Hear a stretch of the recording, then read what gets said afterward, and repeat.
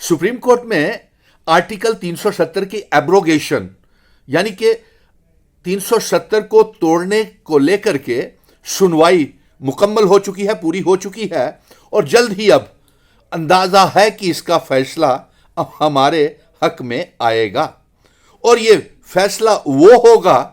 जो जम्मू कश्मीर की 1 करोड़ 30 लाख आवाम चाहती है। और उम्मीद है कि जब सुप्रीम कोर्ट ये अपना फैसला सुनाएगा तो जम्मू कश्मीर की आवाम जो ये चाहती है कि जिन शर्तों के ऊपर हमारे बुजुर्ग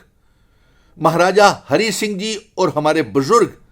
हिंदू मुस्लिम सिख ईसाई गुज्जर बकरवाल चिनाव वैली पीर पंजाल पहाड़ी लोग ये विरासत हमको दे करके गए थे, जिसका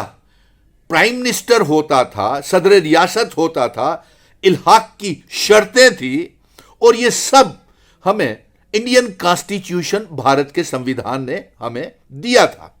370 35 से इल्हाक की शर्तें सब दर्ज हैं इंडियन कॉन्स्टिट्यूशन में और हमें उम्मीद है कि यही हमें वापस मिलेगा जो हमें आईनी तरीके से सुप्रीम कोर्ट में जो इतने जोरदार तरीके से हमने ये जंग लड़ी है, सड़कों से लेकर के पहले दिन 5 अगस्त 2019 के बाद सभी 1 करोड़ 30 लाख अवाम ने मुझे साथ दिया और साथ में ये जंग हमने सड़कों से लेकर के सुप्रीम कोर्ट तक पहुंचाई है।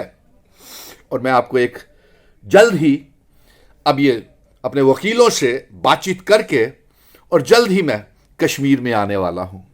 क्योंकि कश्मीर के तमाम जिलों से अवाम, नौजवान, इंटेलेक्चुअल्स, उल्मा साहिबान, मौलवी साहिबान, बुद्धिजीवी और स्कॉलर्स, नौजवान की मुझे कॉल्स आती हैं और वो मुझे वहाँ पे बुलाते हैं और अब ये फैसला आप कर लीजिए कि आपने मुझे कहाँ मिलना है, कब मिलना है, प्रोग्राम आप तय कर लें। मैं जल्द ही कश्मीर में आप सबसे मिलने के लिए आ रहा हूँ। भाईचारे का पैगाम, जम्मू कश्मीर को इकट्ठा, दिलों की दूरियां कम करने के लिए जल्द ही कश्मीर आ रहा हूँ और आप अपने मिलने का तय समय कर लीजिए कि किस ज़िले में, तहसील में, कब, कैसे, कहाँ पे मिलेंगे, तो ये फैसला आपके हाथ में। लेकिन इस दौर में मुझे एक अफसोस ज़रूर हुआ कि सभी लोग बेनकाब हो गए कि कौन 370 35 से रियासत का दर्जा और अपने बुजुर्गों की विरासत वापस चाहता है।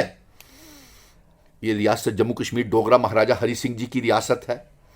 जो ये विरासत हमारे हिंदू मुस्लिम सिख ईसाई गुज्जर बकरवाल चिनाव वैली पीर पंजाल पहाड़ी लोगों को वो दे करके गए थे। हम बड़े खुशहाल थे, भाईचारे के साथ रहते थे, लेकिन एक इस जंग के दौरान ये हो गया, फैसला हो गया और बेनकाब हो गया कि कौन से लोग हैं जो हमारी इस विरासत को तबाह बर्बाद करने के लिए लगे हुए हैं। वो सब बेनकाब हो गए। कुछ गुज्जर बकरवालों की एनजीओज आई, कुछ कश्मीरी पंडितों की एनजीओज आई, कुछ डोगरे भी,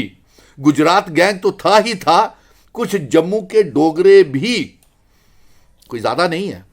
चंद लोग हैं जो महाराजा हरि सिंह जी के बनाए हुए कानूनों की तौहीन की, एब्रोगेशन का स्वागत किया, इल्हाक के शर्तों को तोड़ने का, स्टेट सब्जेक्ट तोड़ने का, 370 को हटाने का और इल्हाक की शर्तें और डोगरा रियासत को तोड़ने का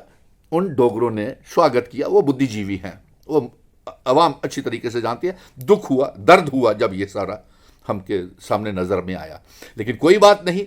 ये नकली तंजीमें, भारतीय जनता पार्टी ने इनको कोई ना कोई मुफाद पहुंचाने के लिए ये किया था। लेकिन बैठे बैठे मुझे सुप्रीम कोर्ट में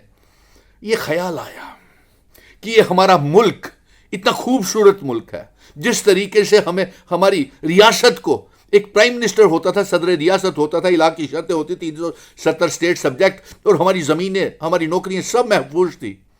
जिस तरीके से हमें मिटाया गया रियासत को, उसी तरीके से इस मुल्क को भी कमज़ोर करने की आज अभी तक साजिश अलग अलग तरीके से चल रही है। 1 नेशन 1 इलेक्शन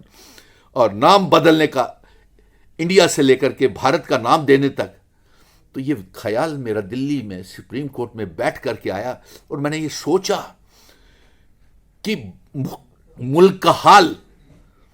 कैसे हो गया, जबकि हमारी आज़ादी की जंग में लड़ने वाले इतने लोग शहीद हो गए और हिंदुस्तान को पास ये था, जहां डाल डाल पर सोने की चिड़िया करती है बसेरा, वो भारत देश है मेरा।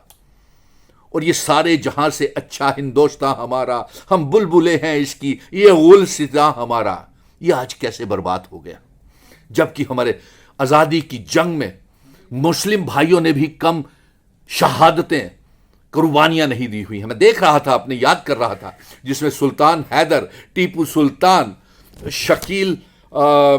अशफाकुल्ला खान साहब, मौलाना अबुल कलाम आज़ाद, मौलाना हसरत मोहिनी, अब्दुल गफूर खान, सिराजुद्दीन दौला, जाकिर हुसैन, बेगम हजरत बानू और हुसैन मदीनी जैसे सब आज़ादी के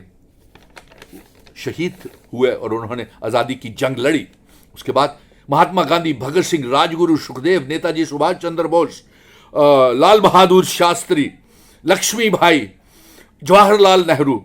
ये फिर देश बर्बाद क्यों हो गया? हमारा जम्मू कश्मीर की बर्बादी में किस किस का हाथ है?